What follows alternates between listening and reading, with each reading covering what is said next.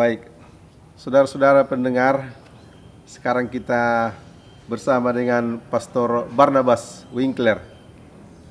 Pastor Barnabas sudah menjadi misionaris di Keuskupan Sibolga dan pada saat ini beliau sudah di usia pensiun. Walaupun kesehatan sedikit menurun, tapi semangat tetap ada. Baiklah, kita mau berbincang-bincang dengan beliau, mau bertanya tentang pengalaman-pengalaman selama menjadi misionaris atau pewarta kabar sukacita di keuskupan kita di Sibolga ini. Selamat pagi, Pastor Barnabas. Selamat pagi. Bagaimana kabarnya Pater sekarang?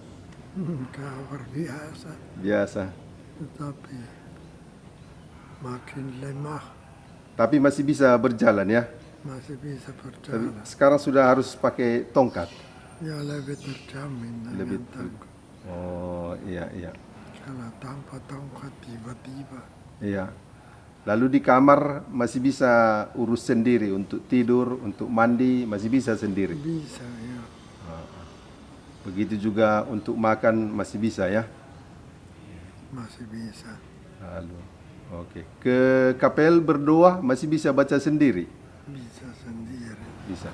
Saudara-saudari, inilah Pastor Barnabas yang sudah katakanlah di usia pensiun sekarang, tetapi pada zamannya beliau pernah menjadi pemimpin berkali-kali secara khusus untuk Ordo Kapusin, dan kita mau bertanya selama ini tugas-tugas apa saja yang pernah Pastor Barnabas emban selama di Indonesia ini. Tidak tahu di mana mau mulai. Saya ingat waktu Indonesia ada 3 regio dulu, Kapusin. Lalu Pastor Barnabas menjadi pimpinan regio Sibolga waktu itu ya. Ya. Artinya Pastor Barnabas pernah menjadi regional untuk Kapusin Sibolga. Lalu kemudian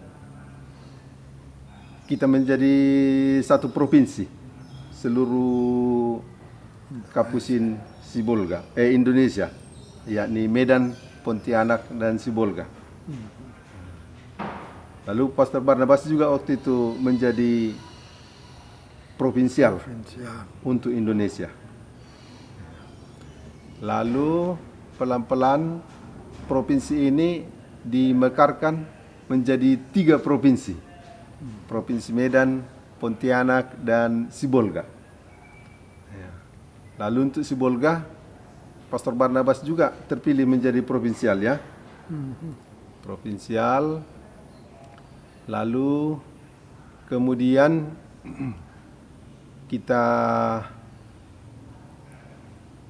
khusus Provinsi Bolga mekar menjadi 2 kustodi.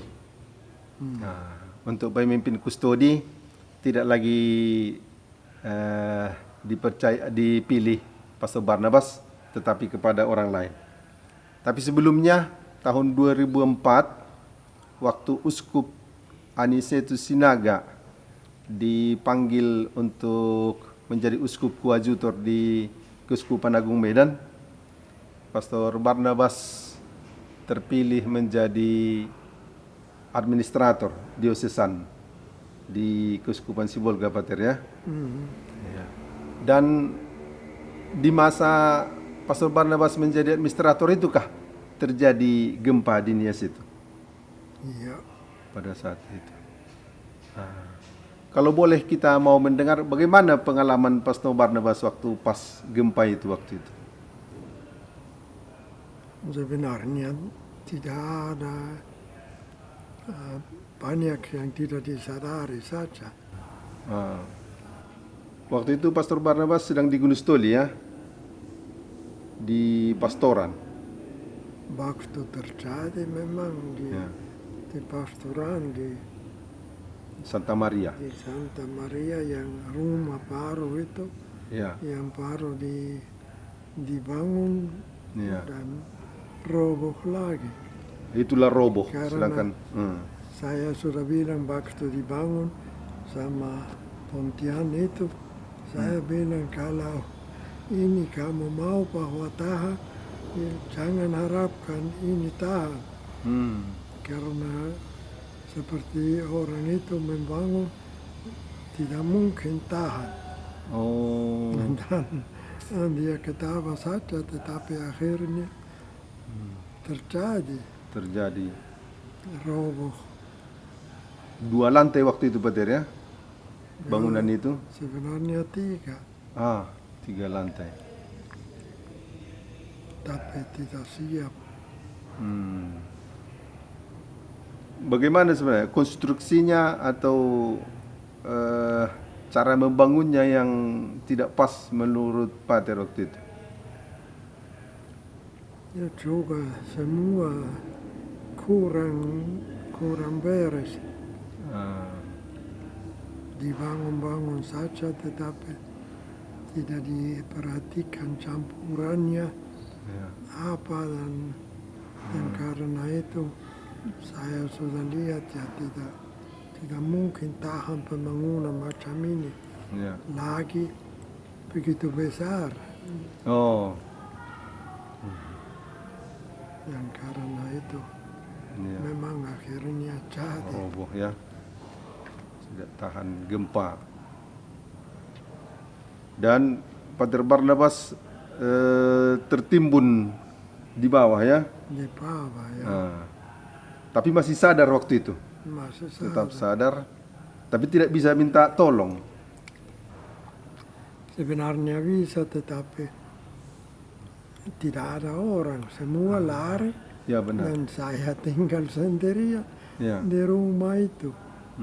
Dan baru di gunung mereka lihat ya bahwa Barnabas sebenarnya masih ada, tetapi tidak dicari waktu itu. Ya, tidak disadari. Ya. Dan karena itu ya, mereka turun lagi dan mencari saya, dan saya memang tidak bisa keluar lagi karena Ya. tertimbun di tempat tidur. Tapi untunglah juga di tempat tidur tidak, tilam itu Oh. melindungi sedikit. Oh. Dan karena itu tidak begitu sakit saya. Tidak langsung terhimpit ya. Tidak Ya. ada yang menghimpit. Tidak langsung kena badan. Hanya keliling semua. Sudah tertutup. Ya, Dan tapi masih ada oksigen, masih bisa bernafas ya. masih bisa bernafas. Hanya permulaan sedikit banyak debu. Tidak bisa Bernafas. bernafas banyak dengan debu ya. baik, tetapi pelan-pelan hilang itu dan mulai lebih gampang. Lalu bisa mendengar suara orang di luar. Bisa mendengar. Berarti bisa berkomunikasi waktu mereka tanya-tanya, panggil-panggil. Ya, bisa saya jawab. Ya. Baru nanti pelan-pelan dikorek, lalu Pastor Barnabas keluar sendiri atau mereka masuk ke dalam juga menyelamatkan. Mereka masuk, tetapi waktu itu memang agak kurang sadar atau apa. Saya jalan saja, tetapi seolah-olah hampir seperti tidur dalam mimpi.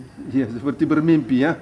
Iya, Karena tidak percaya pengalaman itu, tidak diduga-duga, tidak tahu apa yang sebenarnya yang terjadi.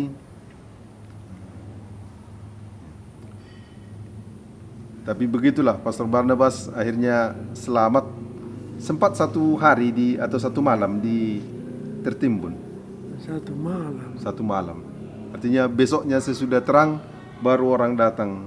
Sesudah mulai terang, Ya. pelan-pelan ada orang yang datang. Karena banyak waktu itu kena dan semua, tapi karena Claris agak terjamin pembangunannya dan semua itu, Ya. semua dibawa ke situ. Situ Dan mengungsi ya. karena itu ya tidak ada tempat juga. Ya. Di gang-gang semua penuh dengan orang sakit. Dan karena itu, ya tapi saya senang di situ, di antara mereka. Oh. Beberapa hari, beberapa minggu, bahkan mungkin ada 1 bulan lebih ya di pengungsian di Klaris ya. Ya, saya sangka ya cukup lama. Ya. Baik, itulah salah satu pengalaman dari Pastor Barnabas waktu terjadi gempa tahun 2005 di Nias. Beliau termasuk korban, namun selamat. Itu sungguh keagungan Tuhan, penyertaan Tuhan, sehingga Pastor Barnabas bisa terlepas dari gempa itu, walaupun rumah atau pastoran yang dia tempati pada waktu itu runtuh.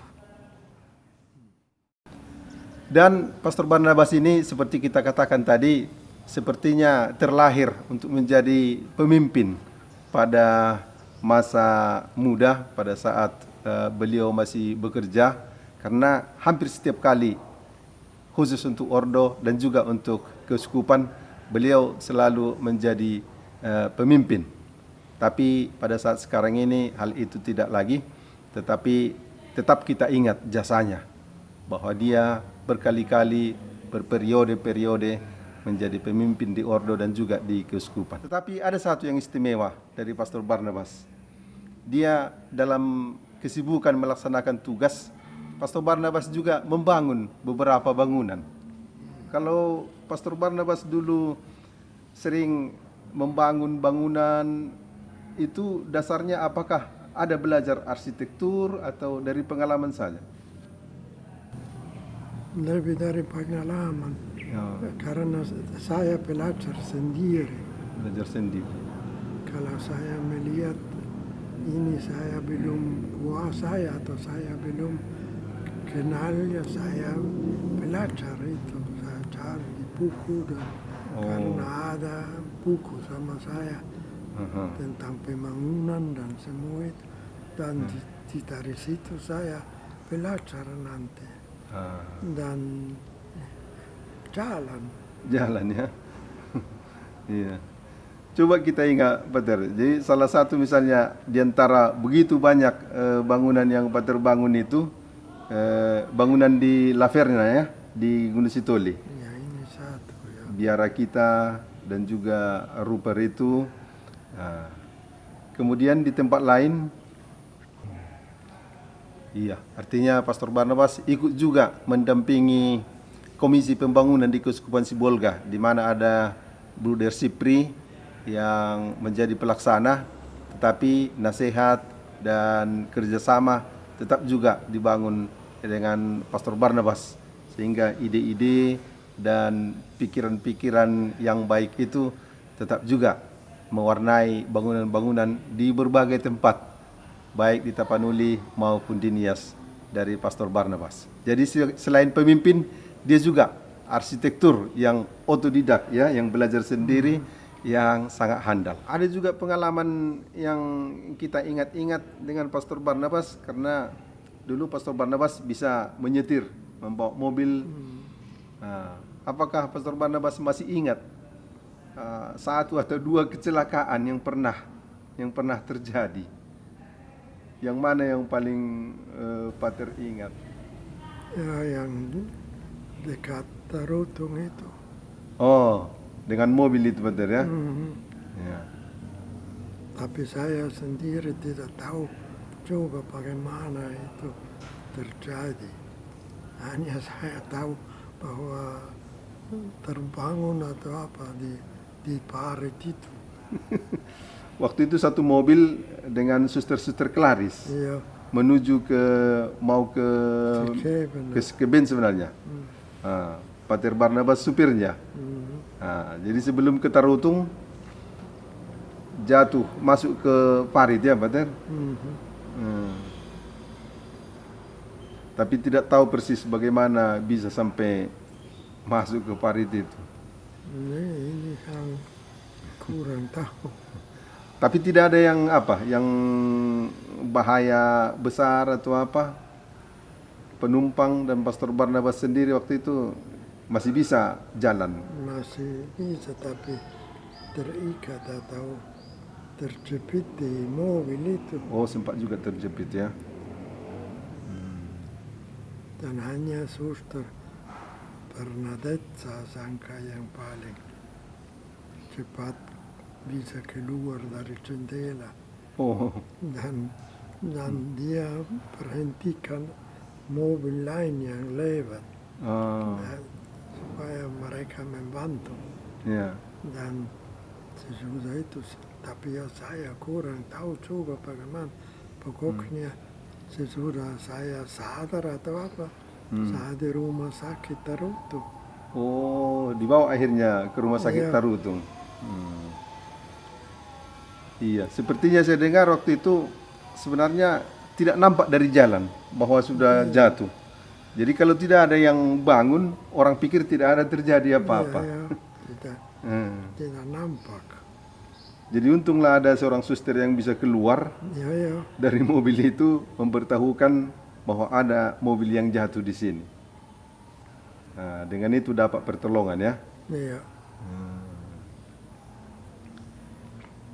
Apakah Pater masih ingat di Laverna pernah jatuh naik sepeda motor kah atau dengan mobil? Itu juga dengan Honda. Dengan Honda. Mau turun dari atas dari Laverna? Ya, karena saya permulaan naik ke situ dan Ya. waktu itu masih bebas jalan dengan Honda bisa Ya. naik Honda. Tapi rupanya waktu saya di atas ada truk yang naik dan dia gali semua Oh, dan berlubang-lubang ya. dan saya tidak sadari itu dan turun dan mau lewat di mana dan saya juga bodoh. Mengapa saya mau lewat? Bisa lebih baik berhenti saja atau apa, tetapi kurang sadar dan coba lewat Ya. dan akhirnya jatuh di Jatuh gitu. bawah. Ya.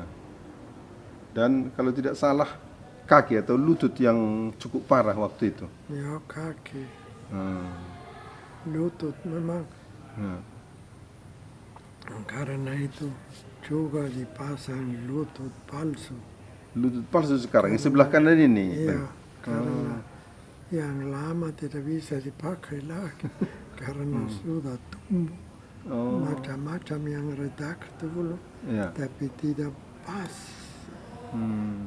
Dia tumbuh saja, tetapi dan akhirnya harus dipecahkan dan dicoba diperbaiki dan dengan itu macam-macam. Baik, jadi banyak pengalaman yang berat, yang sulit, tapi selalu dalam lindungan Tuhan. Jadi Pastor Barnabas boleh kita katakan sudah puas untuk juga menderita dalam melaksanakan tugas selama berada di negara kita, secara khusus di Keuskupan Sibolga ini. Memang puas. Puas. Sehingga kalau sekarang pun pada masa pensiun seperti ini masih bisa jalan, masih bisa mengurus diri sendiri, sudah sangat kita syukuri. Memang situasi dan pengalaman yang berat sudah dilalui oleh Pastor Barnabas.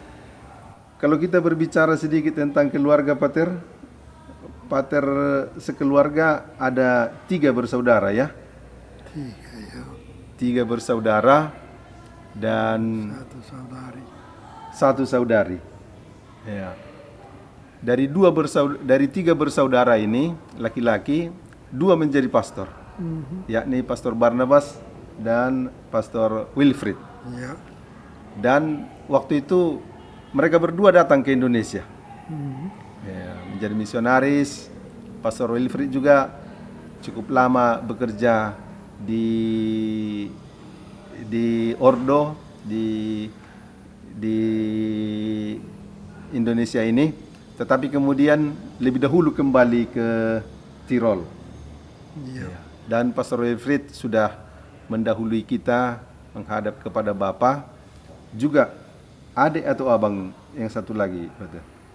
Adik. Adik yang satu lagi juga yang berkeluarga sudah juga mendahului. Jadi sekarang Pastor Barnabas masih ada di tengah-tengah kita, dan kita sangat bersyukur dan bangga serta bisa mengambil banyak pengalaman yang indah, yang bagus dari Pastor Barnabas selama ini. Seandainya Pastor Barnabas mau mengatakan sesuatu kepada orang yang mungkin dari dulu banyak teman-teman ya, entah para suster yang juga didampingi oleh Pastor Barnabas, entah saudara-saudari yang masih mengenal Pastor Barnabas, apa kira-kira yang Pastor Barnabas mau sampaikan kepada mereka? Tidak ada pesannya. Ya.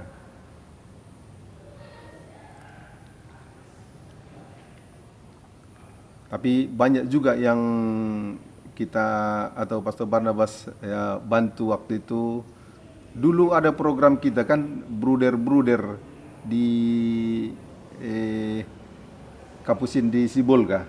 Cukup banyak dulu diusahakan supaya banyak para Kapusin yang bruder, panggilan untuk menjadi bruder digiatkan.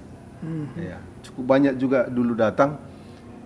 Walaupun banyak juga yang tidak jadi, tapi sekurang-kurangnya mereka juga mengalami pendidikan atau pendampingan dari Pastor Barnabas. Nah, jadi di sini sekarang Pastor Barnabas sudah tinggal di Johaneum di Sibolga. Bagi saudara-saudari yang rindu, yang sudah lama tidak bertemu, di sini beliau di Johaneum di Sibolga. Seandainya ada waktu untuk bertemu, Pastor Barnabas ada hadir di sini dan sehari-hari tinggal di Johaneum ini. Baik, Peter. Jadi kami dari umat, dari saudara-saudara Kapusin yang lebih muda mengucapkan banyak sekali terima kasih, teladan dan pengorbanan serta pelayanan Pastor Barnabas baik di Ordo maupun di Keuskupan sudah begitu banyak. Sementara melayani, begitu banyak juga pengalaman-pengalaman yang berat dan sulit sudah dilalui, sehingga tinggal sekarang situasi seperti ini, ya kami tetap menghargai dan berterima kasih atas segala perbuatan-perbuatan ataupun pengorbanan-pengorbanan yang sangat besar bagi kami. Mudah-mudahan dari orang-orang muda, generasi-generasi penerus ini bisa meneladani semangat, keuletan, keteguhan, serta kesetiaan dari Pastor Barnabas.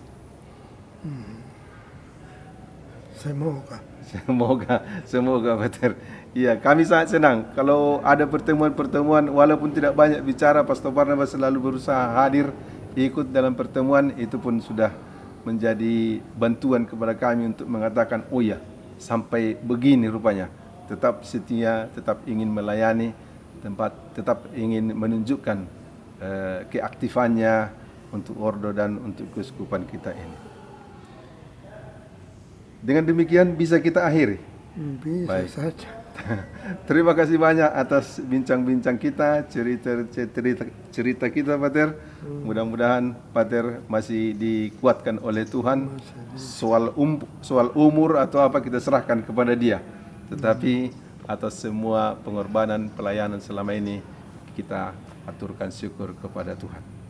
Sampai di sini saja bincang-bincang cerita-cerita kita dengan Pastor Barnabas. Bagi kita semua, terima kasih atas perhatiannya. Salam dari Johaneum, salam dari Pastor Barnabas, salam dari saya Pastor Charles Sebastian. Sampai jumpa di lain kesempatan. Dadah.